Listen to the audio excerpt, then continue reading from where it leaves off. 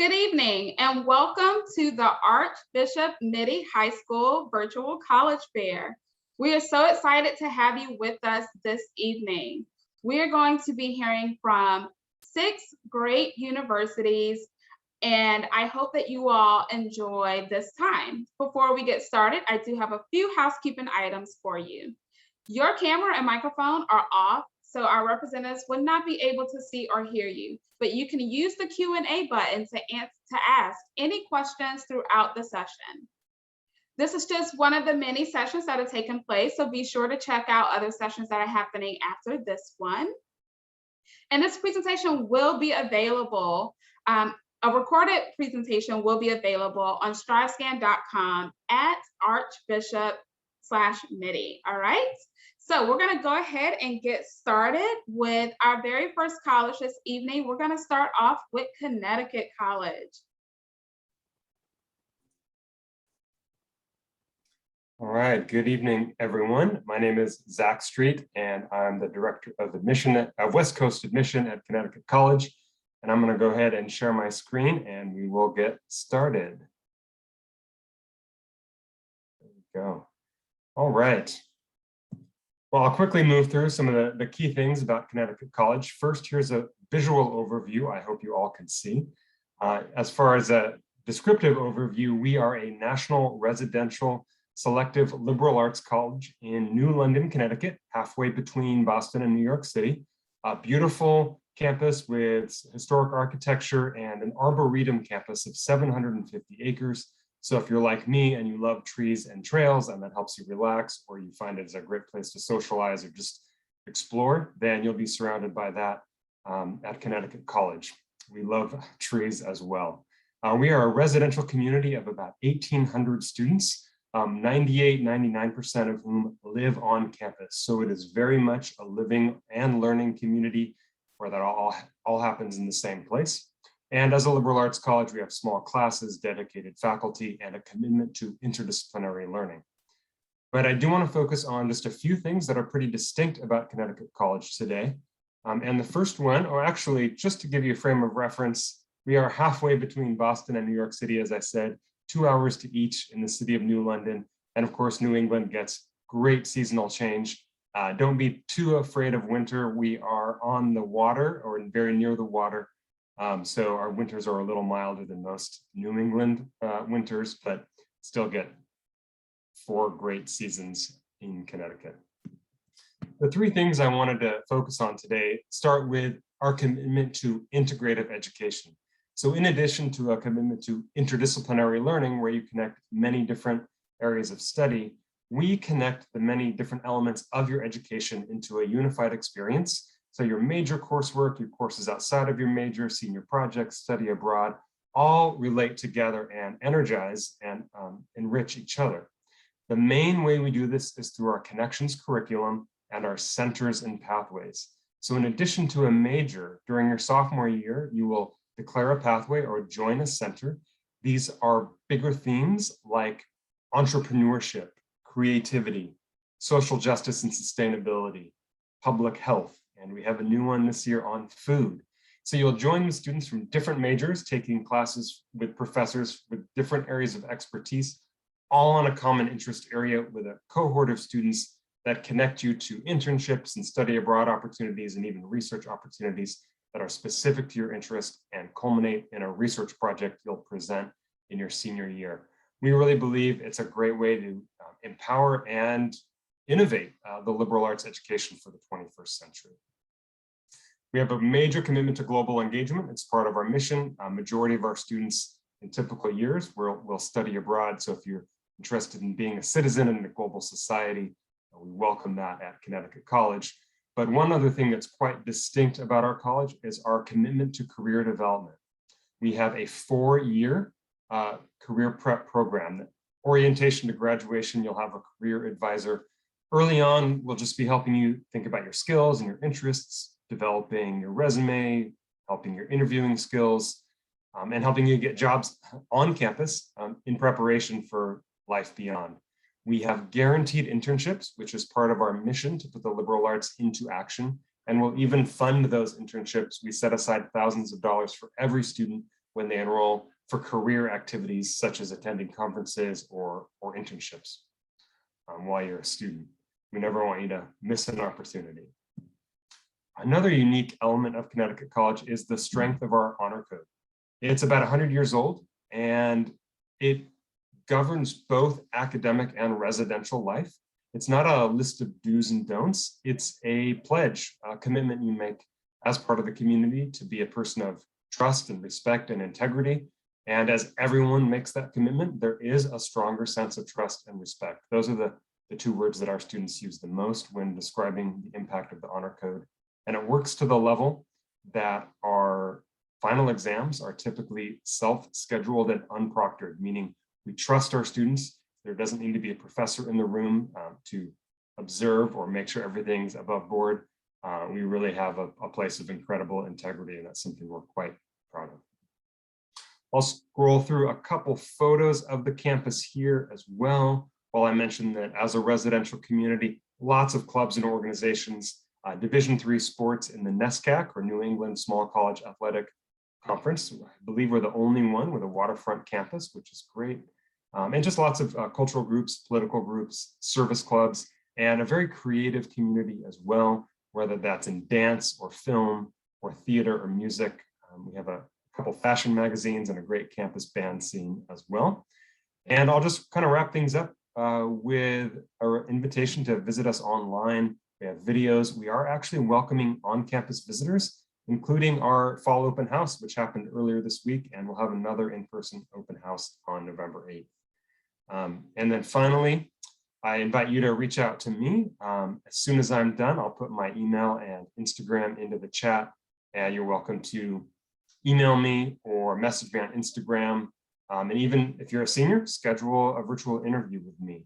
You want to reach out and do that soon if you plan to apply this year. But as the director of West Coast Admission, I live on the West Coast. I work with students, schools, and families on the West Coast, and I'm happy to talk about that transition from the West Coast to the East Coast and all that New England has to offer. Thanks so much for listening today, and I'll go ahead and put that information in the chat. Wonderful. Thank you so much, Zach. All right, our next presenter will be from Creighton University. Hi, everybody. My name is Ann Hardy, and I am the Associate Director of Admissions for Creighton out here in Northern California. So I live in Sacramento, and I went to Creighton. Creighton is a Jesuit university. We're located in Omaha, Nebraska, and the Jesuits are the largest order of Catholic priests. You certainly don't have to be Catholic to attend Creighton or any one of the 27 Jesuit universities in the country. But as a Jesuit university, Creighton is forming and educating leaders for a more just and equitable world. So truly at our core, that is who we are. We believe in being men and women for and with others, so sharing our gifts and talents, pursuing justice, having concern particularly for the poor and marginalized. Cura personalis is care for the individual. Creighton is a place where people are going to care for you, and you're going to learn to care for yourself, because that's vitally important when you go out into the world to care for others. And the Jesuits believe in the education of the whole person. We want to make sure our students are well-rounded academically, socially, spiritually, mentally, physically, emotionally, and that we are providing opportunities for our students to grow and thrive in all those different areas. We have over 140 different academic programs and about 4,400 undergraduate students and another 4,400 graduate students. We offer a liberal arts foundation for our students. We want you to receive that well-rounded education, no matter what your major is going to be. Our student to faculty ratio is 11:1. 80% of our students come from out of state, which is great because we do require that all freshmen and sophomores live on campus, very much a residential campus also. And we get students from all 50 states and 50 different countries. Our undergraduate programs are the College of Arts and Sciences, the Heider College of Business, and the College of Nursing. And the College of Nursing is direct entry, and that is the only major that students declare when they apply to Creighton. We also have our own dental school, law school, medical school, occupational therapy, pharmacy, physical therapy, physician assistant, nurse practitioner program, and a graduate program that all give preference of admissions to our undergraduate students. So you have a much higher chance of being admitted to one of our graduate or professional schools if you go to Creighton undergrad. Omaha is a great city, about 1 million people. We were voted one of the top cities for new college graduates. We are the top city for paid internships. It's a great foodie city, home to 4 Fortune 500 companies. We are also the host of the College World Series. We have one of the top zoos in the country and great city for up and coming music. A couple of other things that I wanted to touch upon just academic wise is that we were voted one of the top schools in the country for undergraduate research opportunities. And last year we had 3 Goldwater scholars that were selected from the class of 2022, which is more than any other Catholic university. And this puts us in good company with other private universities, including Harvard, Princeton, Yale, MIT, Stanford, and Johns Hopkins. And our Hyder College of Business is well connected in the Omaha community. Omaha is the headquarters to 4 Fortune 500 companies. And all of our business professors have practical experience. We have 6 chartered financial analysts on faculty at Creighton, which is more than any other business school in the world. And we offer 2 practicums on campus. One is the IJ practicum, the Apple Store, which is 100% student run by our business students, and also an investment practicum where students invest $6.5 million of our school's endowment through 9 Bloomberg terminals that are all set up live to the New York Stock Exchange. Our students like to have a lot of fun. We have over 250 clubs and organizations, which for a school our size is a lot. We do offer sororities and fraternities as well for students who are interested in that. Our students are actively engaged in service and justice. We offer service and justice opportunities in and around Omaha, and then also fall break and spring break service and justice trips as well. And we're a part of the Big East Conference. We get over 16,000 fans at every home men's basketball game on a typical year. I guess we always have to say that, right? On a typical year, which puts us top 5 basketball attendance of any university of any size. So we have a lot of school spirit at Creighton. Our students love to study abroad. We have many different opportunities, your traditional semester abroad program. We have summers abroad. We have our most robust program, which is our Global Scholars Program, where students spend 2 semesters away and 2 summers away. These are our outcomes for the class of 2020, so the class that graduated in the middle of the pandemic. Within 6 months of graduation, our students here, you can see per college, 96, 99, and 98% of our students were exactly where they wanted to be within 6 months of graduation. We are on the Common App, so you can apply, or the Creighton application. It doesn't matter which one. Since I work with students from Northern California, your application will come to me first, and you can apply through either one. We are free application. We do not require a test score. We went test optional in 2019. So your application is complete without a test score, but you can choose to submit one if you think it will enhance your application. And these are the things that we require. We do recommend that students apply by November 1st. That's our early action deadline. And that way you will find out if you are admitted and if you get a merit scholarship. When you're applying to Creighton, you're also applying for a merit scholarship. So if you're admitted, you'll find out how much the merit scholarship is for. And then also, if you apply by November 1st, if you're eligible for any additional programs or scholarships, we will invite you to apply for those, and those are due January 5th. And I see my time is up. Okay, everybody, have a good night. Thank you, Anne. That was a great presentation. Yeah. All right, our next presenter is from Drexel University. Thanks, Danielle. Hi, everyone. My name is Cheryl Tevlin. I am an Associate Director of Undergraduate Admissions at Drexel University. I am from the Philadelphia area. I worked on campus for 7 years, but for the last 4, I have lived in the Sacramento area, so not all that far from Anne. I'm happy to tell you more about Drexel, but just know I'm your person. If you apply, I would be the first person to review your application. So I'm here to be your advocate in any way that I can be. So Drexel is a Tier 1 research university. We are a private school, mid-size, based, we have about 15,000 undergrads. So actually, if you're looking at private schools, we're on the larger side. But what you're going to see on your screen is that your class sizes aren't going to reflect that in the same way you might expect. So our median class size is 19 students. Student to faculty ratio is 10:1. And we keep the class sizes small very intentionally. We have a strong focus on experiential education. So we do a lot of hands-on project-based work. And you really need to be in a smaller setting in order to facilitate that type of experience. So you might have 1 or 2 larger lectures depending on your major, but you're not going to have many. Anytime you have a class that has more than about 60 students, it's going to be required to meet at least once a week in a smaller recitation or lab group. So you won't always be in that really large setting, which is nice. We have over 80 majors across 15 colleges and schools, so there's a lot to choose from. All of our programs are direct entry, so you apply to your major of interest if you know what you want to study. You find out when you get your admission decision if you've been admitted to it or not, and you actually start taking classes in your major from the very start. We don't front load your general education classes. You don't have to wait a year or 2 to start your major courses. You do that right away. So you're building a real strong community within your major from early on. You're building connections with your professors as well, which is really helpful. If you're unsure of what you want to study, no problem. Most of the colleges and schools you see on your screen have an undeclared option. So for example, if you know you want business, but you're not sure which specific focus, you're not sure if you want marketing or finance or accounting, you could do undeclared business and then take your first year to try out those areas, figure out which one's best for you. Or if you're really unsure and you say, I could go one of 15 directions, you could do our first year exploratory studies program, which does exactly what it sounds like, gives you your first year to try out classes from around the university. It comes with extra advising and an upperclassman mentor to help you along the way.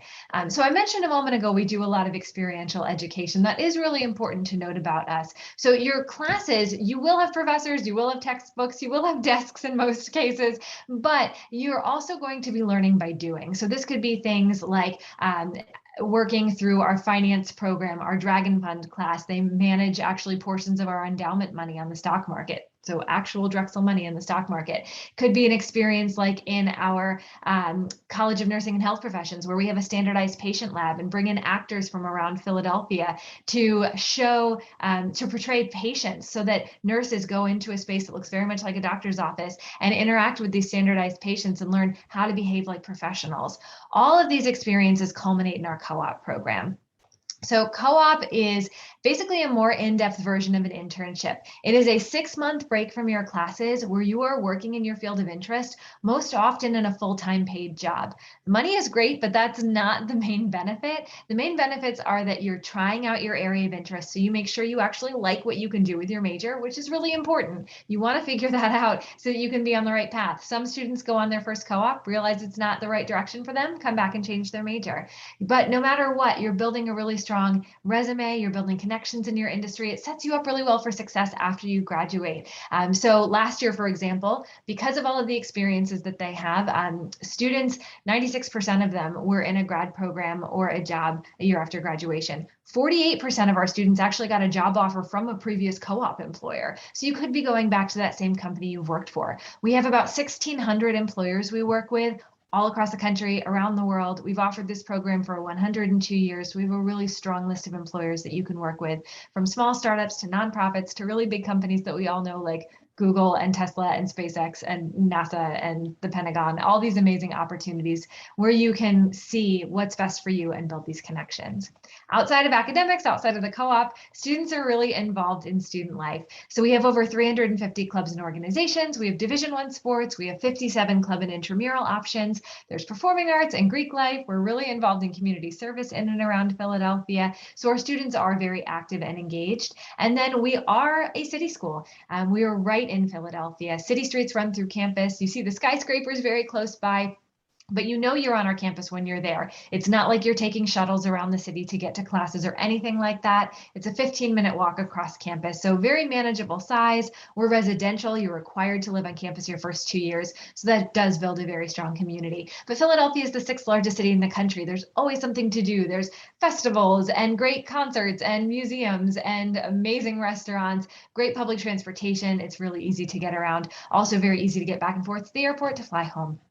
And then for the application process, we're on the Common App, we're on the Coalition application. We do a holistic review, so we're looking at everything you send in order to make a decision. It's not just based on your transcripts or your test scores if you choose to submit them. We are test optional for at least the next 2 years. So for current seniors and juniors, we do not need scores unless you are planning to apply to our 8-year combined BA, BS, MD program. That's the only program that does require scores. But for everything else, our first-year research program, our honors program, our merit-based scholarships, all of our undergraduate programs, we don't need those scores. And then everyone is automatically considered for merit-based scholarships. You don't have to apply for them separately. We do, however, need you to apply for need-based aid through the FAFSA and the CSS profile. I'll be dropping a link in the chat in a couple of minutes for our brochure where you can see all of our deadlines, a campus tour, my contact information. It's also on the screen if you'd like it. But for now, I will turn it back over to Danielle.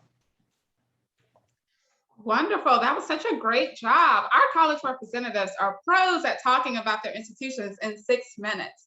All right, we're going to move on to our next representative from Kenyon College.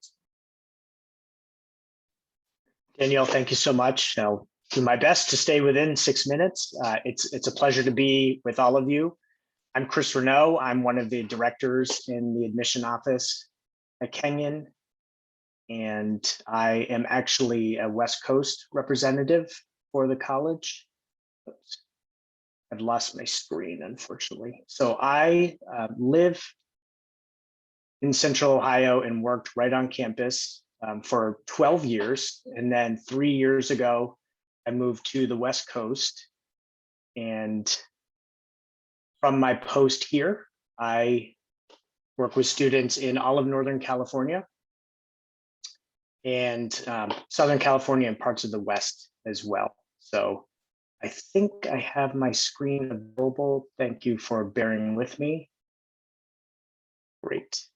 So excited to have the time with you. As I said, representing Kenyon here on the West Coast. I'm excited to share with you some insights about our lovely college in Gambier, Ohio. So you can see here a picture of the southern end of our campus. You can see on this slide as well that Kenyon was founded nearly 200 years ago.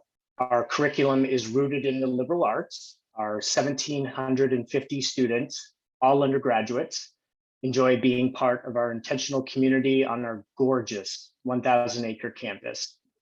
Students come to Kenyon and Gambier from every region of the US and corner of the globe to focus on big ideas and important issues in our small, wide open space. Our campus has been rated one of the most beautiful in the nation by a range of publications, from Forbes to Architectural Digest, and you'll understand why if you see Kenyon in person. To my point about our students being from all over, 48 states and 49 countries are currently represented on campus. California, New York, and Ohio are our top sending states. Each of those three accounts for approximately 12% of our students. Although Kenyon's in a rural area, the majority of our students actually come from cities or close-in suburbs. And to illustrate this point, 20% of our students come from the three largest cities in the US, New York, LA, and Chicago. So our students come from places far and wide, most metro areas, and they make the deliberate choice to be in Gambier for 4 years. So the question is why? What draws them to the college? Well, students come to Kenyon to be with people who care deeply about learning and about one another. And I'll talk about both of these issues, but first I'll focus on teaching and learning.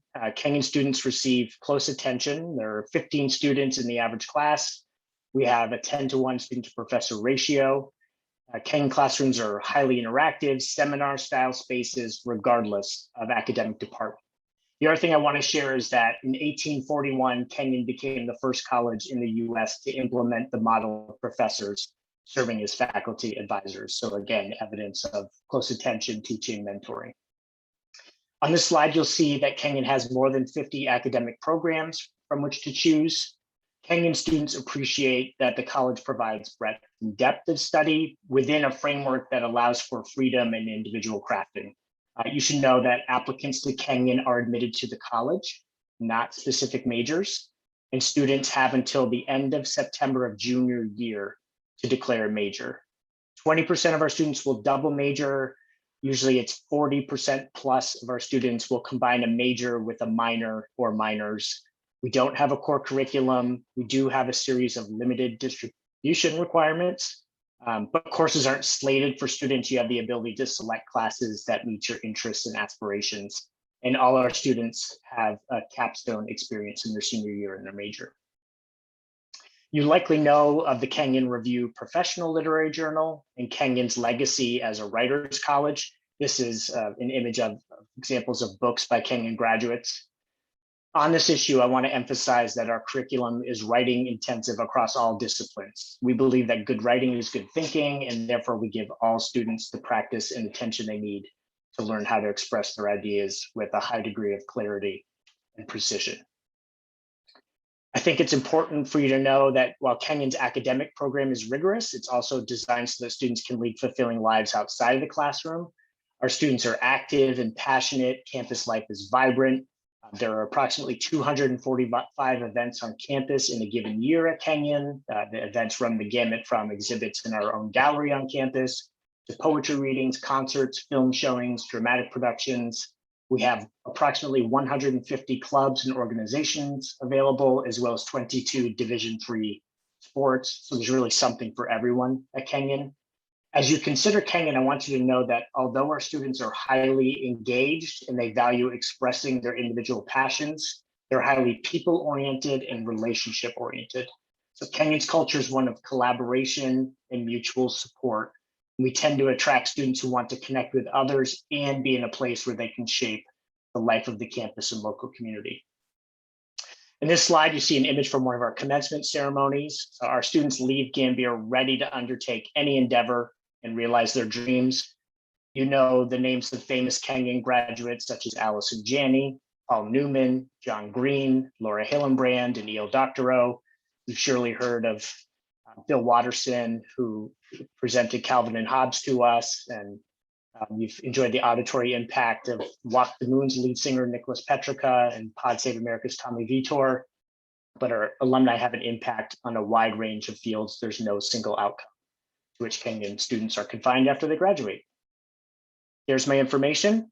Thanks so much. I'd love to hear from you, and maybe we'll see you on campus or in a virtual event soon. Thank you. Thank you, Chris. You also did a great job. All right, we are now going to be hearing from Clarkson University.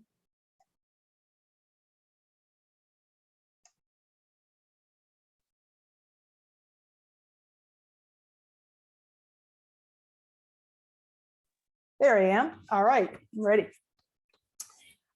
Again, my name is Sue Bynum, and I represent Clarkson University. Clarkson is in the beautiful college town of Potsdam in northern New York. It's about 20 miles from the Canadian border, about an hour from Ottawa, and about 2.5 hours north of Syracuse, New York. I'm actually a Clarkson alum, and I now live in the San Francisco area. And after working in industry for many years, I now work with admissions to promote interest in Clarkson with Northern California high school students and counselors. Clarkson is really a great option for California students interested in engineering, technology, business, and other career-focused programs, but looking for a smaller, more supportive environment. Clarkson has about 3,000 undergraduate students, about 1,000 grad students, and a 10-to-1 student-faculty ratio. Students apply to the university, not a specific school or major, and none of Clarkson's programs are impacted or limited. This really results in a cooperative, supportive academic environment and really provides more flexibility for students to customize their programs or change majors even. About half our students pursue one of 8 engineering majors in the Coulter School of Engineering. In addition, we offer 12 engineering minors in concentrations in areas like biomedical engineering, architectural engineering, or even structural engineering for students that want more specialization. One of our most unique programs in the School of Business is the Engineering and Management major, accredited as both an engineering and business major. It's a blend of both programs and similar to a select dual degree program that UC Berkeley offers. Other business majors include global supply chain, business analytics, and innovation entrepreneurship. Our new Shipley Center for Innovation is really a focal point for entrepreneurship across campus. The Institute for Sustainable Environment has gained popularity with global focus on climate change and includes majors like environmental engineering, environmental science, and policy. In lieu of semester abroad, students can spend a semester in the Adirondack Mountains to focus on environmental studies and research. Our School of Arts and Science offers a wide range of programs, including computer science, biomolecular science, digital arts and science, and social documentation. Biology is also a popular major for students that enroll in our pre-professional tracks, and our new School of Health Science now offers direct entry options into physical therapy, occupational therapy, and physician assistant graduate programs we offer at Clarkson. Lastly, all of our majors require an internship, co-op, or research project, as we want students to get hands-on experience in their field of study. We encourage students to talk to faculty and research about research opportunities even as freshmen. Clarkson hosts over 200 companies twice a year for our career fairs, where students can talk to industry representatives about both intern and full-time positions. Clarkson offers about 55 study abroad programs in 28 countries, and you get more information here on our International Center on the Clarkson website.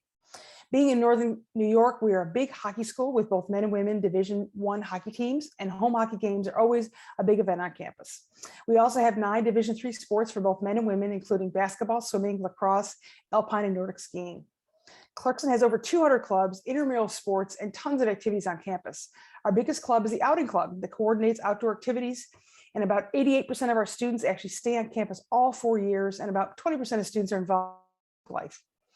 I also like to highlight programs with 12 different projects you can participate in to design, build, and compete with. And you can see the full list of projects here on the slide. It's really a great way to get experience with the engineering process, and we have a huge facility on campus to support these programs. Our acceptance rate is actually 66% with an average GPA of 3.6. Standardized tests are still optional for fall 2022, but incoming students have on average a SAT of 1260 and an ACT of 27. Clarkson offers both need-based aid through FAFSA as well as merit-based aid based on the student's application data. 95% of students receive financial aid, and actual tuition can be very competitive with California state schools, in particular because you actually can get done in 4 years. Students can use the net price calculator on the admissions tab on the Clarkson website to estimate cost of attending Clarkson. Finally, I'd like to share that 97% of our students get a job or go to graduate school after graduation. The Career Center does an amazing job working with each student on their job search, and the class of 2020 had an average starting salary of over $64,000. And we'd like to also highlight that 1 of every 5 Clarkson graduates is a CEO, president, senior exec, or owner of our company. So our graduates tend to be very successful in their careers.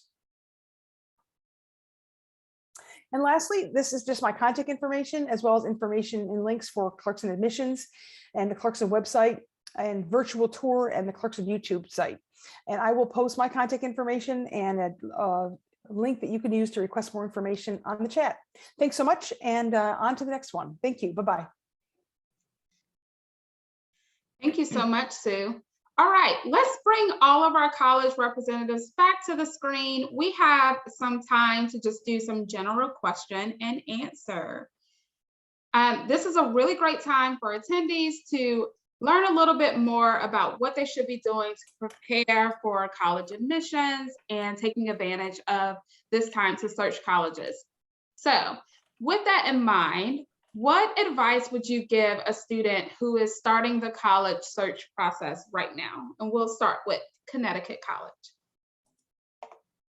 Thanks, Danielle. I'll lead us off with a somewhat famous quote from a college counselor in Minnesota, who says, "College is a match to be made, not a prize to be won." So I think that's good guiding general advice for all of you, especially if you're seniors right now and are kind of under the stress of the college application process, and know that this isn't about meeting some external expectations or achieving some success in a hierarchy. This is about finding a place that's going to help you thrive, discover your passions, and launch you in the next phase of your journey. So worry less about, impressing people and more about finding where you'll thrive.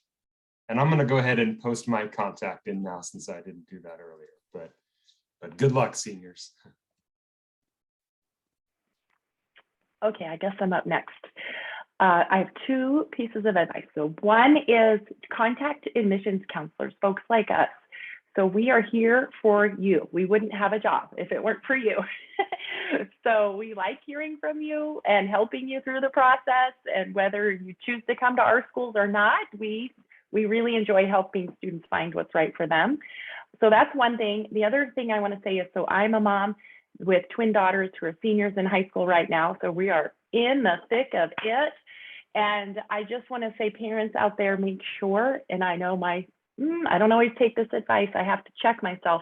You don't have to talk about college all the time because they are thinking about it all the time.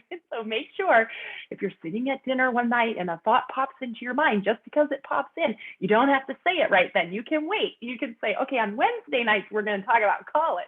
So I just say, enjoy the process with your family, but also make sure you take little breaks too. So.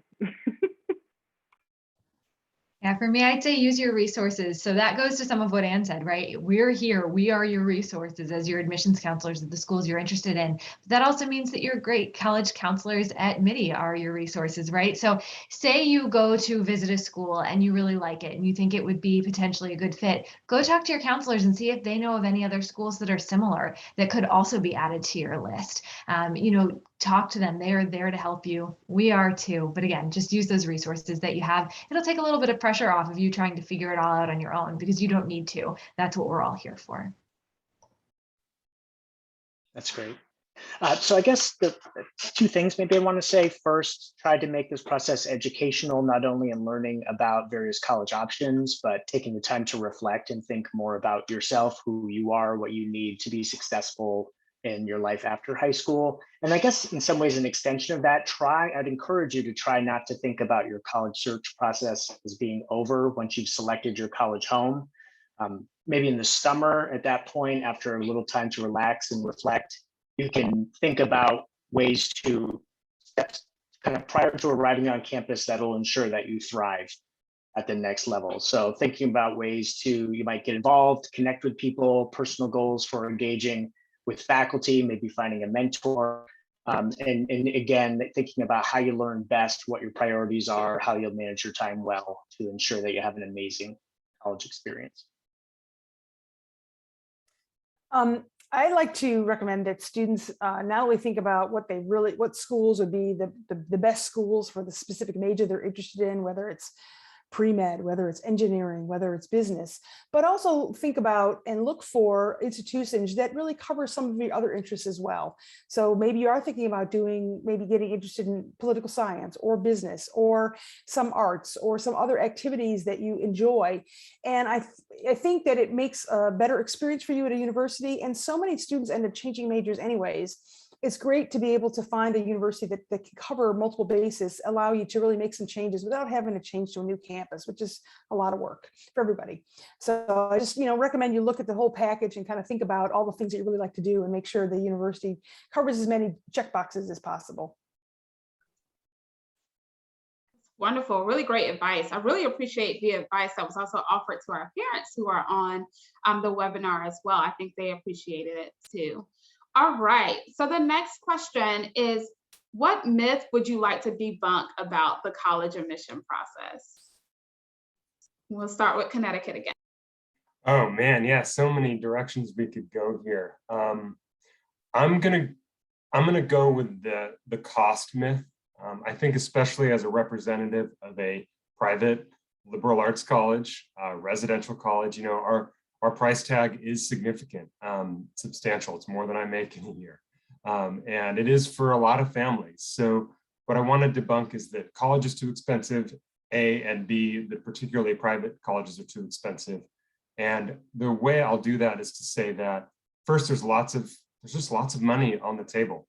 And the more you apply for it, the more likely you are to get a share of it. A lot of colleges, including Connecticut College, will meet 100% of demonstrated need for students who apply for need-based aid. We also have merit scholarships. There's also external scholarships and state aid and these other forms. So I'll sum up my answer by saying, don't let a price tag deter an application. Apply where you want to go and find out how much it's going to cost you. When you get your admission letter, hopefully, your merit scholarship, hopefully, and your need-based aid if you qualify, and then do the math of the cost of college. I think the myth I want to debunk is that college is hard to get into. So most colleges are not super selective, or, most colleges would love to have you on their campuses. So just keep that in mind when you're looking and when you're applying to different schools. And also, I think the myth that if a school has a high acceptance rate, that maybe that it's somehow a subpar school, that's a myth too, that I would like to debunk. So there you go. In the interest of time, I'm passing the baton. Thanks, Anne. So the myth I'd like to debunk relates to test scores, because I feel like, especially with everything that's happened with COVID over the past 18 months, there are some schools that have been test optional for a long time, and people know that. And then a lot of schools over the past year and a half went test optional. And I think families and students often think that test optional doesn't really mean test optional, that we're saying it because it sounds good, but that we don't really mean it. And that's not true. Last year, for example, many students, as you all know in California, right, where we're located, could not take a test. Schools would not have been able to enroll a class if they did not mean to test optional when they said it. So 60% of our incoming class last year didn't submit scores. We continue to mean it this year. Think about it this way. If you and a friend are both submitting your applications and they happen to submit a third letter of recommendation, do you think that means automatically they're going to get in and you're not? Think about the test scores in the same way. It's just an extra piece. If it's there, we'll look at it. If it's not a detriment. We really mean it when we say we're test optional. That's great. The myth I would like to debunk is that there are only 10 great schools out there. There's this short list of very highly sought universities that everyone is dying to get into. And there are tons of other schools out there, and a lot more, particularly on the East Coast, that provide a great education at a very affordable price and really worth looking at. So I really encourage students not to limit themselves to, the schools that they've heard of, and really do some research on other institutions that could meet their needs and be very affordable and be a great experience and really prepare them well for a career. I guess the myth that I'll try to dispel would be related to college essay, and the myth that the college essay is your ticket into the college of your choice. And I'm hoping what you'll take from this, particularly seniors who might be still working on your essays, is to reduce some of the pressure on the college essay. A college essay won't be the item that gets you into the college of your choice. It's highly unlikely that an essay will keep you out of a college as well, unless it's sort of wildly inappropriate. It's one piece of the application. It's a great opportunity for you to speak directly with admission people and connect with us. So it's an opportunity. It's for seniors at this stage of the process. It's one of the few things still left in your control. So embrace it, feel empowered by it, enjoy the process, but don't put too much pressure on yourself. The essay isn't your way directly into a school.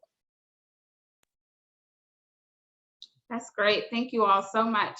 All right, we have time for our very last question. Everyone just think of one thing that you want our attendees to remember about your college. Only one, and we'll start with Connecticut. All right, always a tough question, right? But I'm gonna go with our connections curriculum. I know I spoke a little bit about that already, but it's such a unique, interesting, and I think transformational opportunity that I invite you all to go to our website and look at connections and explore some of those pathways and centers. I'll add this, that our leadership tasked our faculty to reimagine a liberal arts education for the 21st century.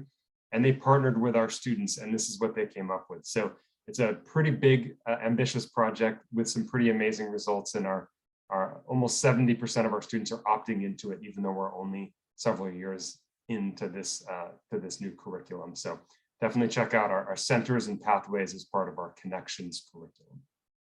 Thank you.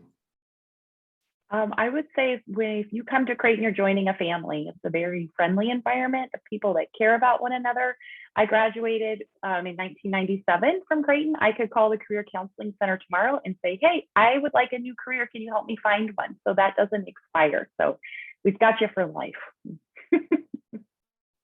And for Drexel, it's the experiential education, it's the co-op. It really is transformational. It puts you in such a great place after you graduate. You know who you are, you know what you can do, you know what you want for the next steps of your life.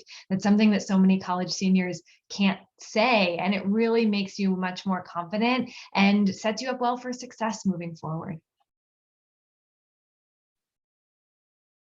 For Kenyon, it's the fact that we're a writers college, but in particular that I'm sharing that that's not simply to the benefit of students in the English or creative writing programs. All students, regardless of course of study, get a significant opportunity to work with faculty and have their writing skills enhanced. I would have a little fun and say we have a great hockey team, but I'll also say we have a 97% placement rate after graduation. So I'll get both sides of the coin, throw it in there. Thank you. Wonderful. Thank you all so much for just sharing your thoughtful responses, advice, and of course, the great information about your colleges. That does bring us to the end of this session for the virtual college fair. Thank you all for attending. Once you close out of this window, you will receive a quick five-question survey. We appreciate your feedback.